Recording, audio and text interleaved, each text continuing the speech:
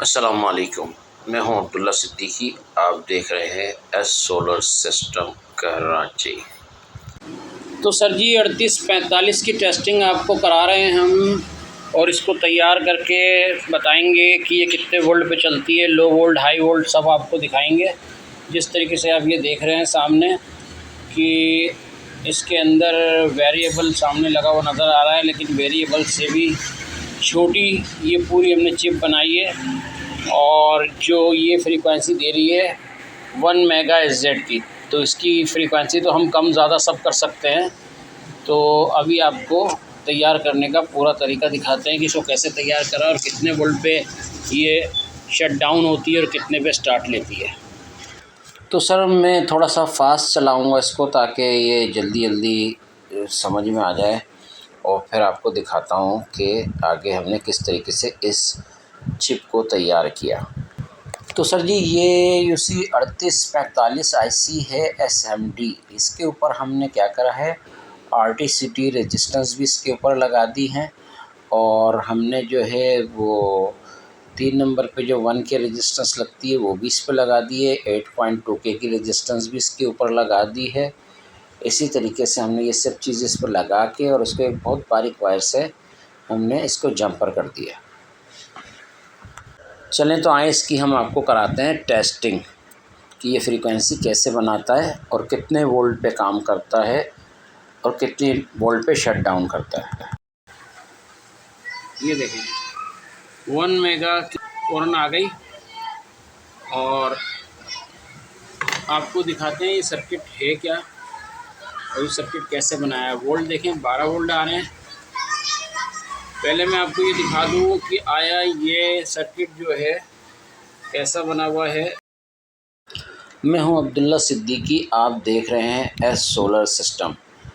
ये बड़ी मेहनत से आप लोगों के लिए मैं मुख्तलिफ़ चीज़ें बनाता हूं ताकि आप लोगों को सही तरीके से समझा सकूं, गाइड कर सकूं।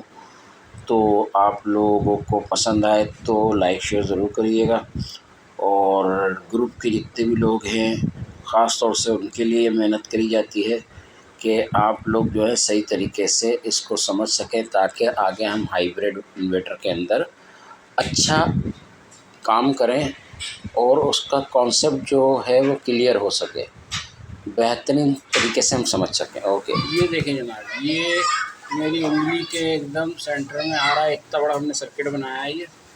और ये सर्किट आईसी के ऊपर हमने, आप देखेंगे कि 2 कैपेसिटर लगाए हैं और एक रेजिस्टेंस है, फिर एक कैपेसिटर है।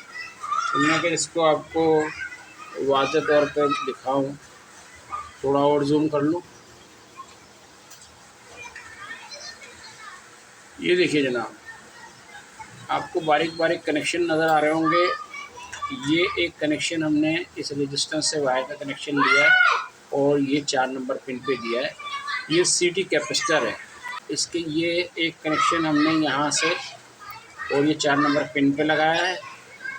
और दूसरी साइड से अगर आप देखेंगे तो यहाँ से हमने एक कनेक्शन उठाया और ये 4 नंबर पिन पे लगाया। अच्छा, ये आउटपुट पे हमने 220 ओम्स की रेजिस्टेंस लगाई है, क्योंकि वो इतनी छोटी थी कि इस जगह पे करीब में बिल्कुल ही पता नहीं लग रही थी, और टाँका लगाओ तो वो टूट रही थी, तो इसलिए हमने ये दूसरी रेजिस्टेंस लगाई है 220 की। और 7 नंबर पे सप्लाई लगी हुई है। 8 नंबर से जो ना एक वायर निकल के पीछे इसके जो ना एक रेजिस्टेंस लगी हुई है, वो भी आपको दिखा दें। ये देखिए, ये 8 नंबर पिन से एक वायर हमने उठाया है, एक रेजिस्टेंस ये लगी हुई है 8.2 के की, और उसके साथ हमने कनेक्शन निकाल के ये हमने 4 नंबर पिन पे दे दिया। ये RT रेजिस्टेंस है, तो ये हमने एक लगा दी 8.2 के की, और जो कैपेसिटर है वो 1 NF का है, वो हमने लगा दिया है। और ये आउटपुट पे रेजिस्टेंस लगी हुई है। और इसी तरीके से आपको दिखाएं,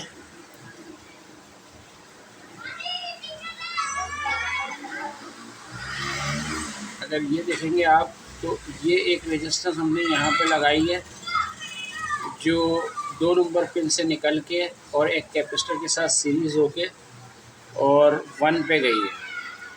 तो ये रेजिस्टेंस हमारी 1 से 2 पे लगी हुई है।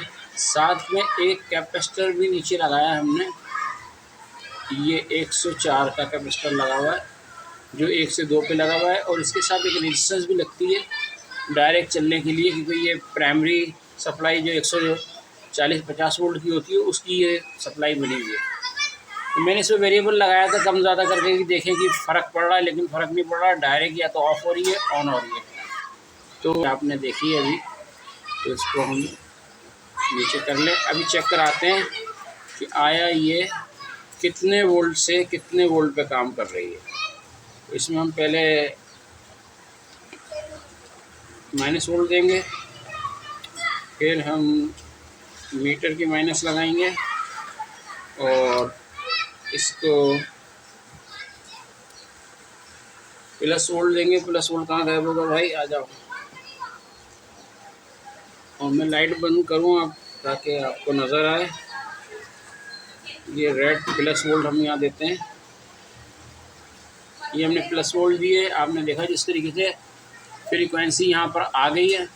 ठीक है, अब हम ये चेक कराएंगे आपको कि आया ये अक्सर जो हमें इन्वर्टर में प्रॉब्लम आता है वो प्रॉब्लम ये आता है कि हमारी आईसी काम नहीं करती है वोल्ट पे।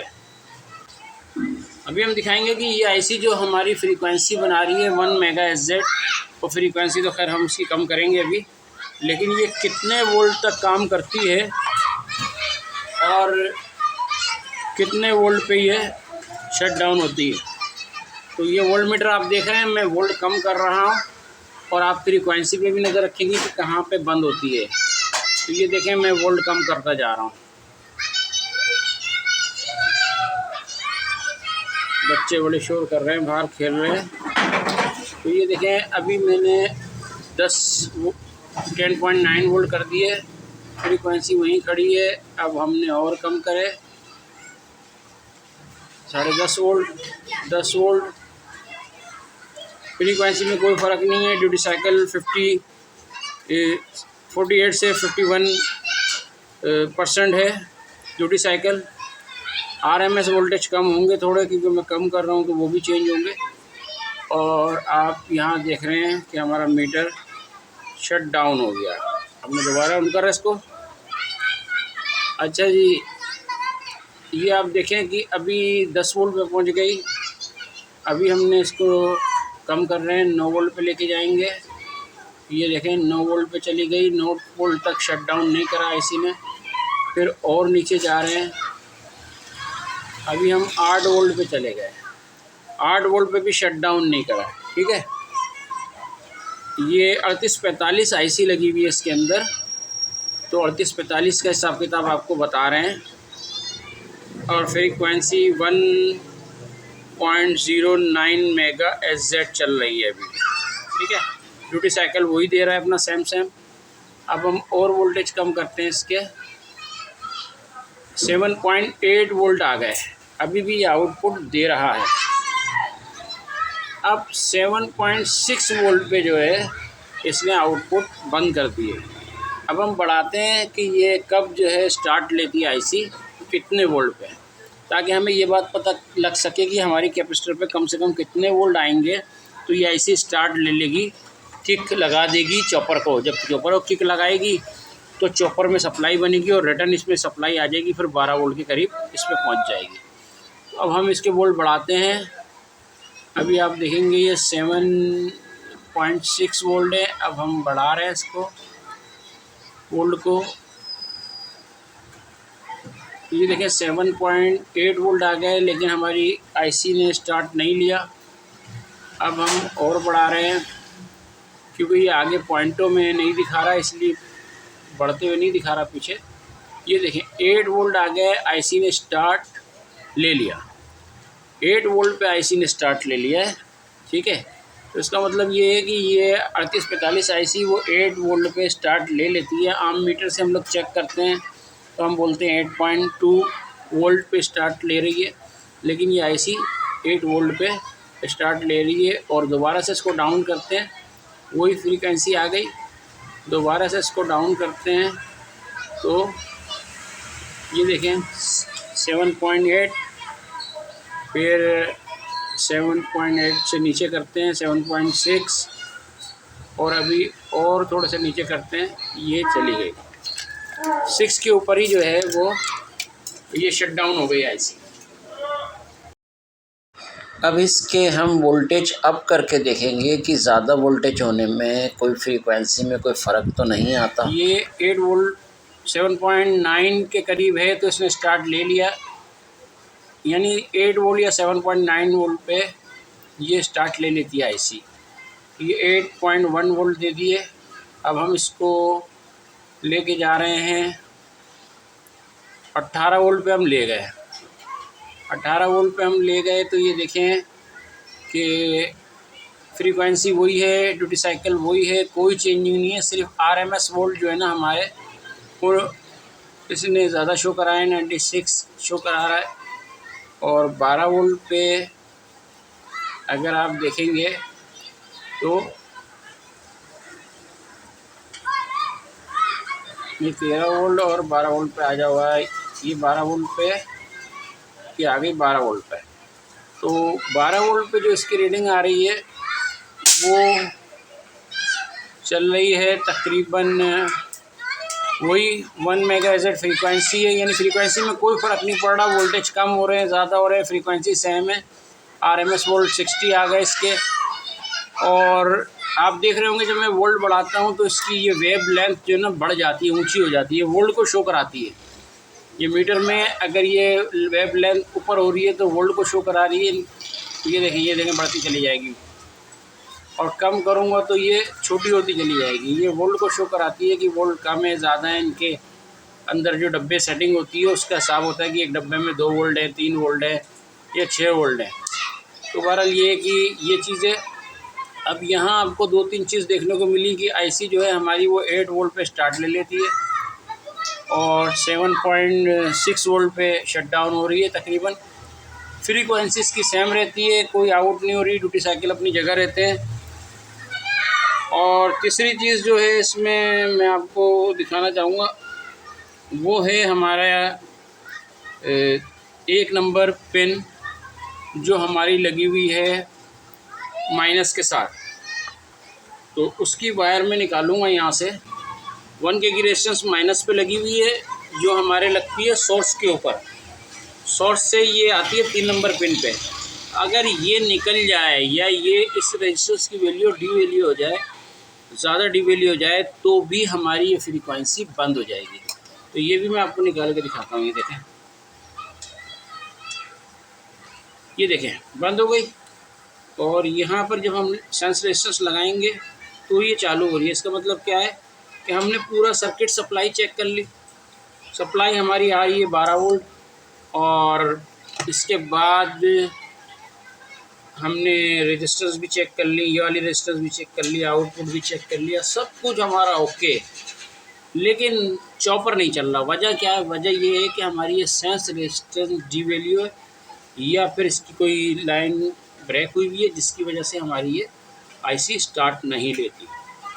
तो ये इसलिए मैं आपको सारी चीज़ें बता रहा हूँ कि आप ये समझ लेंगे तो हर चीज़ को चेक करेंगे। मैंने दोबारा लगाया और ये देखें कि हमारी वो फ्रीक्वेंसी सेम आ गई है। तो जो भी मेरी वीडियो देख रहे हैं और देखते हैं और जो लोग मेरी बात को समझते हैं, पसंद करते हैं मुझे देखना, मैं उनके लिए बड़ी मेहनत से वीडियो बनाता हूँ। और मेरी कोशिश होती है कि मैं आपको इसी तरीके से आसान ज़बान में आसान तरीके से समझा सकूं ताकि आप लोग जहन नशीन कर लें इसको। अच्छा, नेक्स्ट वीडियो में बनाऊंगा इस आईसी को 3843 आईसी को चेक करेंगे और इसको हम बनाएंगे एक पीसीबी पे, मिनी पीसीबी पे, ताकि आपको सही तरीके से कनेक्शन समझ में आ जाए और कहाँ पे क्या चीज़ लगा रहे हैं, और उसकी वायरिंग निकाल करके एक छोटी चिप टाइप बनाएंगे और इसको हम बाकायदा किसी कार्ड में यूज़ करके देखेंगे और पहले पार्ट में तो हम इसको ही बना के इसको डिटेल आपको बताएंगे। उसके बाद जो नेक्स्ट पार्ट आएगा उसके अंदर हम इसको बाकायदा ऑपरेट करेंगे, चलाएंगे किसी भी चॉपर के साथ, और उसके बाद हम आपको बताएंगे कि ये कैसे काम कर रही है और क्या सिस्टम है। तो ये सब जो है हम नेक्स्ट पार्ट में बनाएंगे। जिस तरीके से आप ये देख रहे हैं, ये जो चिप आपको दिख रही है, नेक्स्ट पार्ट इसका आपके सामने आएगा टोटल डिटेल के साथ इंशाअल्लाह, अल्लाह ने चाहा तो। आप लोगों की दुआएं चाहिए और आप लोग लाइक शेयर करें और इसी तरीके से हमारी वीडियो को देखा करें, तो हम आपके लिए नई नई वीडियो लाते रहेंगे। हम ये चाहते हैं कि आपको ज़्यादा बेहतर तरीके से समझा सकें, जो हमारे पास नॉलेज है वो आप तक पहुंचाएं, ताकि लोग इसको सीख करके अच्छी तरीके से काम कर सकें और अपनी हक हलाल रोज़ी कमा सकें। यूट्यूब चैनल मैंने कमाई के लिए नहीं बनाया, ना मैं इससे कमाना चाहता हूँ। बस आप लोगों की दुआ चाहिए, अपनी दुआओं में याद रखें। अस्सलाम वालेकुम।